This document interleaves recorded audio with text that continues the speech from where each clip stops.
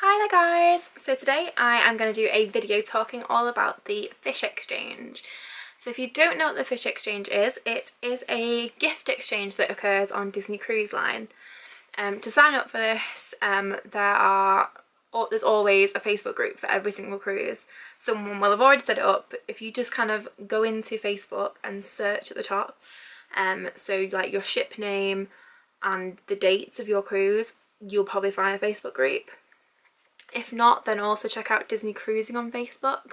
That group has like big documents where they keep track of every single cruise group for every single cruise.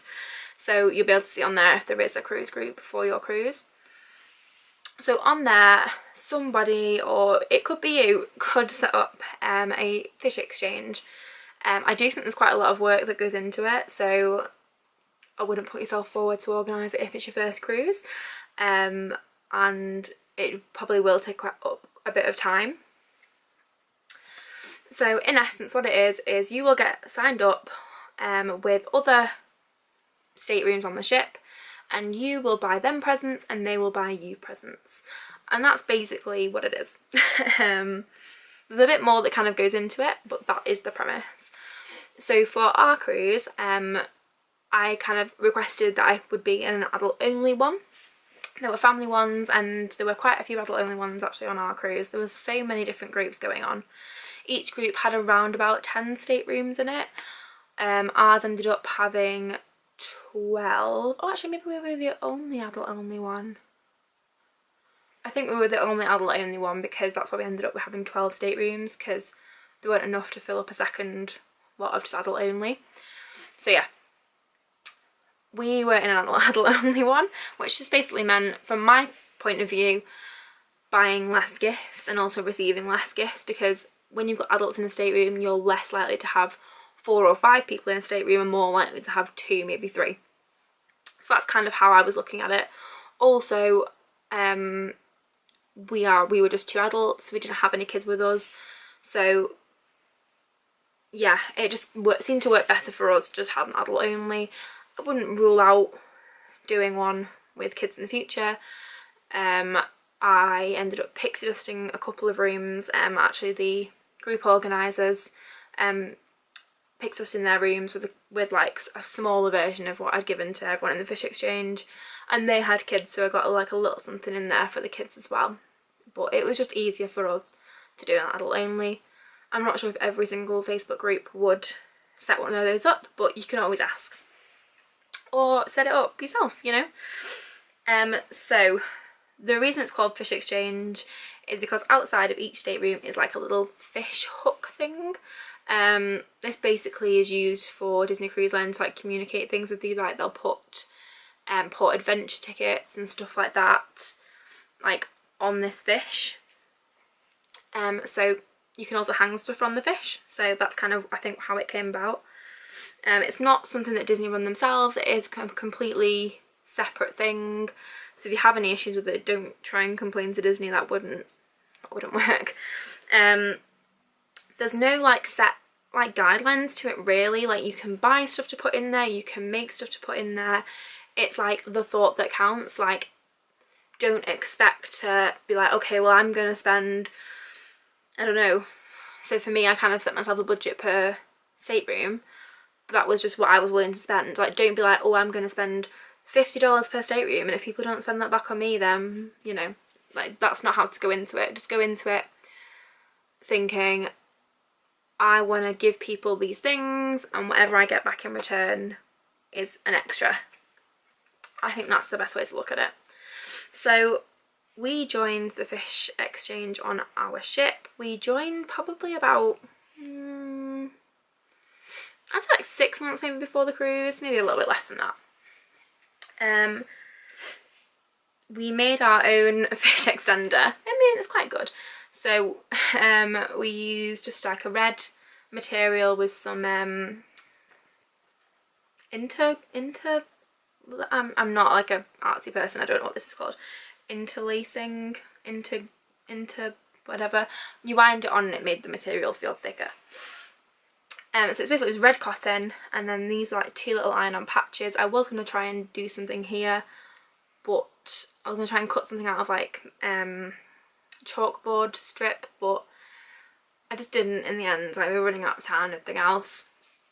And then the pockets are just made of this blue and white stripy material, and then I cut out these out of it's like chalkboard, like a chalkboard sticker. So I found a Mickey head online and just traced that out and cut that out. And then I just wrote on here using some chalkboard pens. So I just wrote mine and my mum's name once we got there, but actually it's come back home and it's not rubbed off like at all. But it was just these that I got from Amazon, just some chalk markers. Yeah, maybe they're not meant to come off, who knows. So yeah, so I just wrote our names on with those, and then we used this. I didn't tie it on very well. It kept like falling off. But yeah, this was like just some nautical kind of rope which we used to put around the thing to hang it onto the fish. So that's what we did. I followed like an online YouTube video tutorial on how to make a fish extender. My mum did the sewing element, I did the ironing on stuff, and like cut everything out and got everything to like the shape it needed to be, and like got my dad to sew this, I think, in the end. Yeah, I got my dad to sew a piece of downing, I don't know what it's called, downing rod, and then I sanded it, and like I bought the materials, and then my mum sewed it. And it did its purpose, but a lot of the gifts didn't really fit in these. Like, some people had got ones from IKEA where they decorated them, which are like hanging organisers from IKEA. Like, I don't think they sell them in the UK, but I think they sell them in America. And they worked really well, like in terms of like the depth of them and like how much they could fit in. Like, they could actually fit like a proper gift. Ours could fit some of the things, but other things, like, people luckily brought them in bags, so you could just hang them on the fish. Like, we put all our presents in like little paper gift bag things, which meant we could just like hang them on the door if they didn't fit in, because they didn't always fit in. Or sometimes we'd hang them on like the door handle if like the fish already had something on it. But yeah, so this is kind of just the way of showing that you're part of it, really, I guess. But yeah, they were cute. So we made that. In terms of like what we bought to give out, there's a shop in the UK called Primark, and they do lots of like Disney like little bits and pieces, so I got quite a few things from there. I got like little Minnie Mouse like card wallet things, little Mickey Mouse purses, some like compact mirror and like brush set things, and then I also got a couple of things from some supermarkets in the UK where like, so there were like a few men in the group, and I didn't think they'd really want a Minnie Mouse purse. So I got like, people said they liked Iron Man or Marvel, so they had like these little like mechanical pens and pencils and stuff, and like lightsaber pencils and lightsaber pens, so just like little things like that. And then we also gave out, I made some magnets just like from laminated card that just said Halloween on the high seas. I don't actually have one with me to show you because I made one for us as well for our door, and it was just like there's a group online on Facebook where you can download artwork for cruising, like just to use personally, and like fish exchange gifts and stuff like that. You just can't sell them, kind of things. So I made a little magnet out of that for each person on the cruise, like just like a small one. So we did that, and then we also put in like British sweets, British snacks, and stuff like that, just because it was something a little bit different. Oh, for some of the guys I got like British key rings as well, so like red telephone boxes, like red buses, just like generic British things, and then yeah, like the British sweets, some shortbreads and biscuits, and just some stuff that you couldn't get in America. I'd kind of gone online onto the Facebook group and kind of like searched everyone who was in the group just to kind of check that none of them were British, so it wasn't like giving them what they could get at home.